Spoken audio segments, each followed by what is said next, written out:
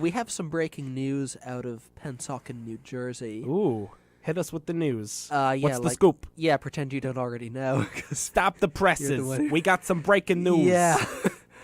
A New Jersey high school student who hopes to become a funeral director has surprised her classmates by arriving at her prom in an open prop coffin.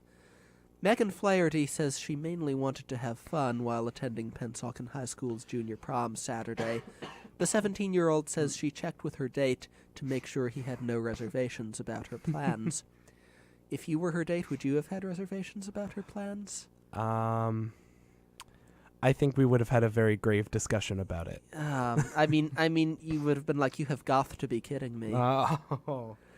Flaherty's open coffin slid out of the back of a hearse. She then stepped out of the coffin on the hand of her date and smiled as other prom-goers looked on in amazement.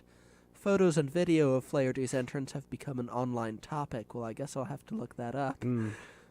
Many commentators seemed to like the entrance, with some joking Flaherty was drop-dead gorgeous. Hey. But others say her actions were insensitive and tasteless. I don't know if you can call that... To dead people? I don't know if you can call that insensitive and tasteless in a world with 5 million zombie movies a year. But that's just me. That's true. Like, who are you going to offend? Like, of course not. Of course not. Yeah. I don't know. I feel like I had another pun in mind, but I may have forgotten it. Yeah, so she wants to be a funeral director. Talk about a... That's an interesting career choice, yeah. I don't know. I guess you get to make a living out of saying nice things about people. That's true. Yeah, maybe if you're just too darn happy all the time, you can be like, I want to be a funeral director. Huh. All right. Any other thoughts on that? Any other thoughts?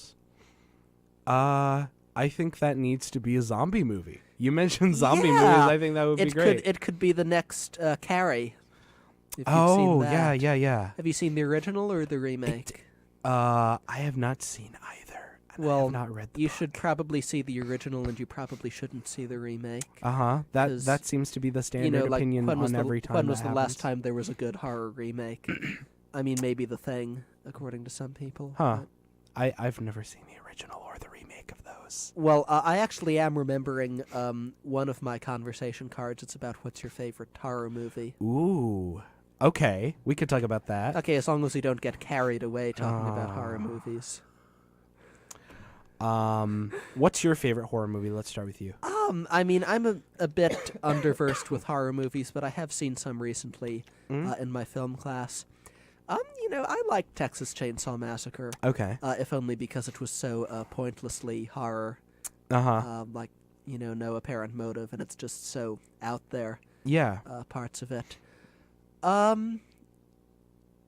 I guess I like Psycho. Psycho's good. This is a classic. I mean, Emily's humming something over here, and I don't know what it is. Psycho by Muse. Oh, Psycho by Muse. Oh, a song that we cannot play on the radio or even reference the main riff from. I was like, I don't think that's the score from Psycho. I think it's more like, yeah, that. Well, don't bait your life on it. I don't know. Videodrome is an interesting one. Videodrome. Videodrome. Videodrome. What is that? It's a Cronenberg film, I believe. Huh. It's like take Eraserhead and give it an actual meaningful message. Whoa. It's like totally a metaphor for the effects of media on society. Huh.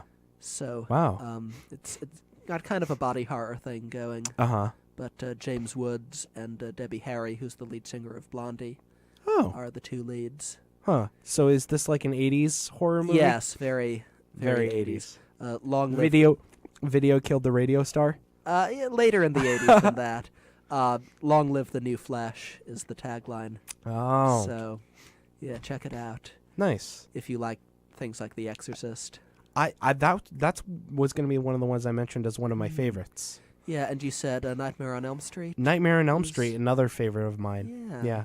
It's just one of those movies that where it's like it kind of messes with your perception of like what's real and stuff. So when you're craving a good horror movie. That pun makes me want to scream. Yeah. Another movie that's another one of my favorites. It's so clever. These puns are a nightmare. Yeah.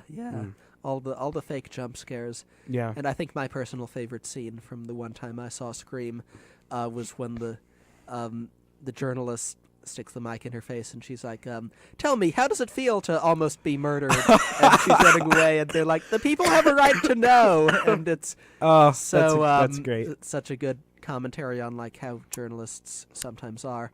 Yeah. Said the guy who's proudly no longer a journalism major. Ooh. I guess. Well, now you can take all the swipes you want at journalists because you're not going down that path anymore. Yeah, well, as long as I don't feel pressed to take a swipe at a journalist. Oh.